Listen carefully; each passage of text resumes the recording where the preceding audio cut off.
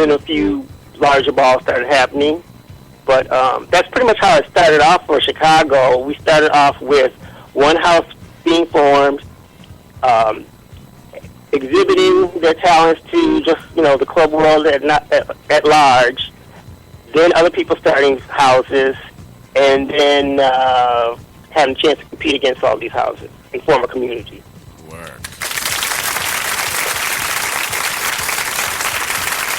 Now, may I ask, how did the House of Enigma come into play? Pretty much from me splitting off from Avant-Garde, I decided I wanted to be in charge of my own thing. I know, that's right. Ain't nothing wrong with that. So, I feel like I had gotten pretty good training from being my original house, my house father, and house brothers and house sisters. So, yeah, I just started my own house, and House of Elan was Kenny's house. He started his at the same time. We had a housewarming together. We were considered sister houses. I know that's right. Yes, that's how real true brother and sister houses used to come out, right? You had a housewarming party. And you go and support each other's functions and stuff. Somewhere along the way, Chicago got as we were networking with, we always were like networking with New York and stuff. But at some point, people started dissing their own community to try to make themselves look good in the eyes of New York, which wasn't even really necessary. And that kind of started a breakdown here in Chicago. I would say that kind of happened around toward the late 90s, because kids started going and traveling more and going to other cities. Kids would go to other cities and go to balls and say that they come back and say that they won so and so or whatever, and they wouldn't. Like later on, I might be visiting my gay father, Hector Extravaganza, in New York. Wait for him to get ready, and he's just popping a ball tape or whatever, and I'm looking at the ball tape, and somebody who said that they won a category, won a trophy, I'm watching them get chopped on VHS. Shout out to my grandfather, Hector Extravaganza, too, by the way. Yeah, so we used to get a lot of that. We used to even get a lot of people coming from New York visiting Chicago, and you could always spook a vulgar out at the club, right? If the music started getting real hot. And we would all ascend upon them, It's oh my God. Symptoms. Have you ever spooked the Symptoms yet? When they're standing at the side and they got their hands folded and they're watching before they come out and they start coming out. You gagged, right? Yeah. Formulations, honey. Get it together. Keep it trancy. Go ahead. Usually, though, when people from out of town came here, they didn't want it to be known that they voted. But it slipped out, and we sensed it. And we would definitely surround them, and, everybody wanted to battle you. Okay. And then after a while, we would get their information. And, basically, you want to be down with the community, you have to take down the community, mama. Scandal, right? Yep, So, yeah. So what would happen after that? So we would get their information, and that's pretty much how we met. Started making our New York contacts. Let me see, Hector and Carmen Extravaganza. Carmen was actually down in Chicago for a Miss Continental pageant this one year. It's like in '90s, early '90s. And met those guys, and she had all of them dancing for her. Back up, Caesar and Jose Desla, Stava. So we took them out and showed them some clubs, our little dive clubs, and got their contact information. And actually, Caesar was starting a House of L'Amour, that fall. With him and the House of Pendavis was going to throw a ball. That was in the '91, and so they didn't even know that anybody from Chicago was going to come. But me and two of my house brothers, I was still in Avant-Garde at the time, we went. And that's when I walked my first ball. I walked first time walking in a ball. I guess we would call it Virgin Vogue now or whatever. But I walked against people like Damien Revlon, and he was just first coming out, and he was a house extraordinaire at the time. Dan Lee, I think he was a Chanel at the time.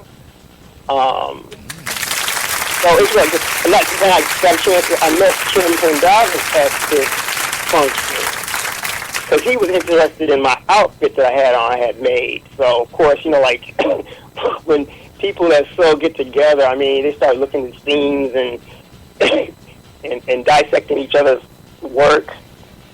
So I started making contacts with them and keeping in touch. And just like networking, but it wasn't like we were like worshiping New York. It was like we looked at ourselves like equals. They had more experience as far as what we were trying to learn. Mm-hmm. But at some point down the way, like a lot of the newer kids started being more like starstruck, I guess. I don't know. That's right. Everybody wanted to be a piece of a legend. Everybody wanted to feel what it feels like to be a legend. Yeah, I guess so. Mm-hmm. Everybody had legendary fever, honey. You ready until the real icons of the legend came. A dose. Yeah, so I guess like a lot of kids, especially when the kids started traveling too, you go someplace else and people tell them that they're fab and all this or whatever. They ever come back and feel it, and then so now they were above the community they came from. Oh yeah, and why is it that a lot of these younger kids, when they get claimed or they get noticed, they start feeling defiant? Now we know what real mothers and fathers go through, raising children and stuff. Because you're nice until you become like a teenager, and then you guys are battling it out, verbal voguing it out. Yeah.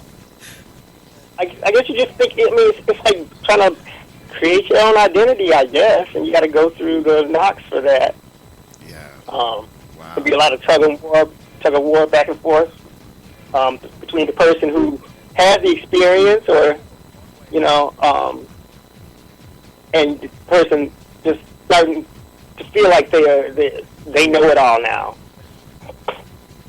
Wow. But I mean, nobody's too old to learn anything. Wow. I'm still learning stuff. Yes, definitely. Now let's talk about some of the categories and the states that you've walked in and trophies that you've won. Okay, so like when I started going to New York, I would try to go to a ball, at least one ball a year. But that became very disappointing because every time, this would have been like the mid to late 90s, every time you go to a ball, like at this time, a lot of the balls were at the Mark Ballroom.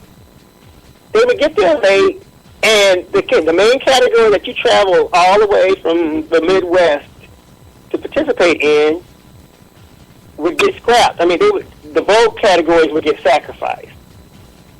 Wow. So it's like you keep going all the time, but you never get a chance to compete because they never had the category.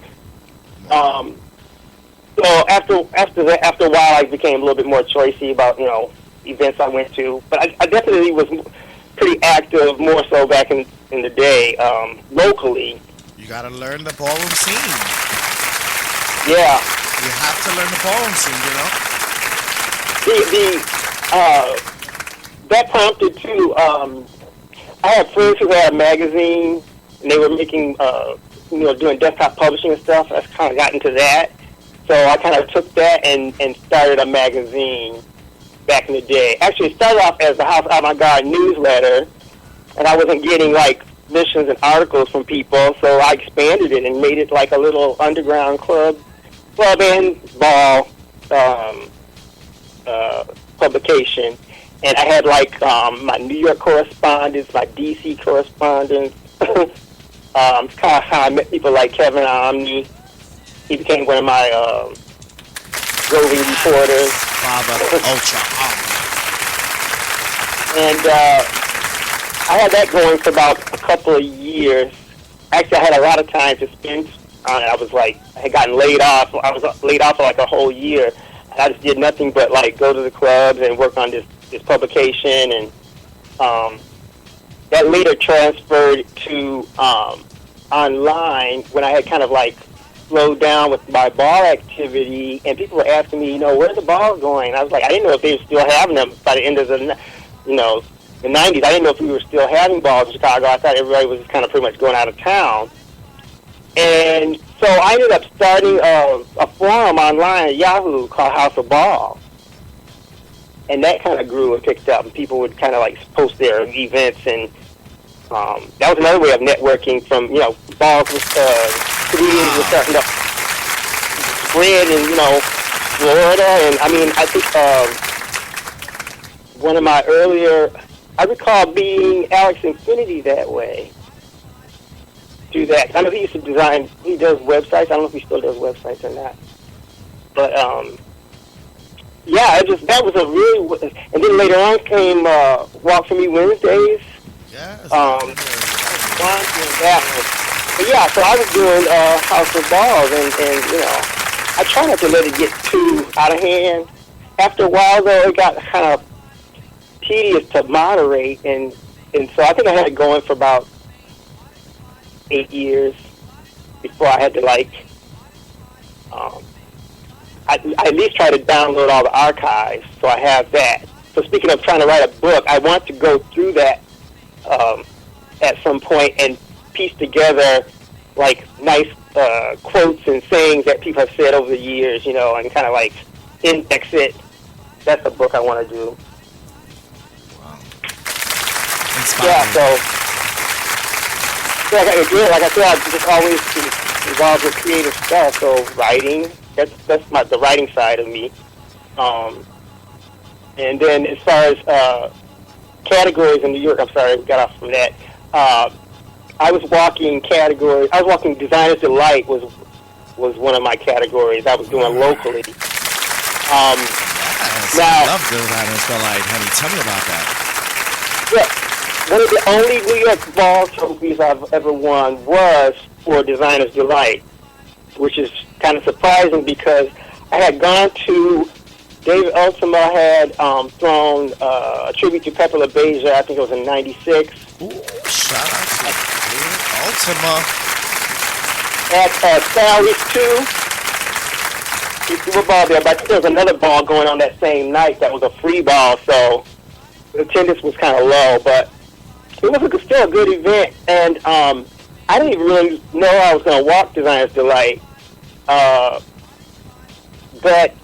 I just had this little summer short set that I had made, and the other designer had like 3 models with in evening gowns and stuff, but I just went up there and I sold it, I passed out business cards to all the judges or whatever. I guess they were feeling it, so I ended up winning that trophy. It is about selling, though.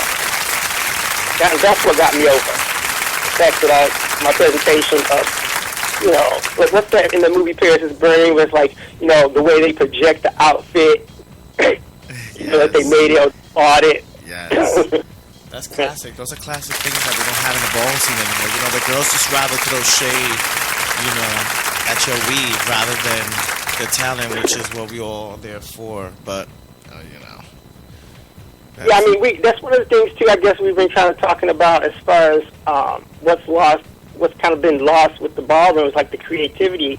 But it's because everything is more instant and microwavy now. It's like nobody wants to take the time. Like, I can imagine when did you just say the ballroom didn't go watered down? That is stuff you just can't take it. But it must have felt like people like Dorian and Pepper when, kids didn't want to sew beads on gowns anymore. Right. No, you're so right. You are right. And then, like, now, kids don't, they just rather put together, well, now I think the talent is more into styling and piecing together a look. Yeah. By the way, I wanted to tell the kids out there, don't see the shit. The dollar store is not a fabric store, Mama.